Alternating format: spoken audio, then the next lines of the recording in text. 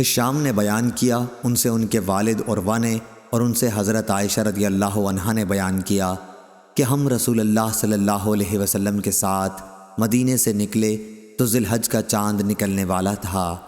آپ صلی اللہ علیہ وسلم نے فرمایا کہ اگر کوئی حج کا احرام باندھنا چاہتا ہے تو وہ حج کا باندھ لے، اور اگر کوئی عمرے کا باندھنا چاہتا ہے تو وہ عمرے کا باندھ لے۔ اگر میرے ساتھ ہدی نہ ہوتی تو میں بھی عمرے کا احرام باندھتا۔ حضرت عائشہ رضی اللہ عنہا نے بیان کیا کہ ہم میں بعض نے تو عمرے کا احرام باندھا اور بعض نے حج کا احرام باندھا۔ میں بھی ان لوگوں میں تھی جنہوں نے عمرے کا احرام باندھا تھا، لیکن عرفہ کا دن آیا تو میں اس وقت حائضہ تھی، چنانچہ میں نے حضور صلی اللہ علیہ وسلم سے شکایت کی۔ آپ صلی اللہ علیہ وسلم نے فرمایا کہ پھر عمرہ چھوڑ دے اور سر کھول دے اور اس میں کنگھا کر لے، پھر حج کا احرام باندھ لینا۔ میں نے ایسا ہی کیا۔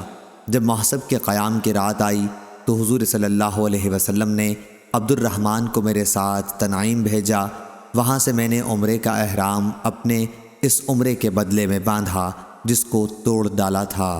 صحیح بخاری حدیث نمبر 1783۔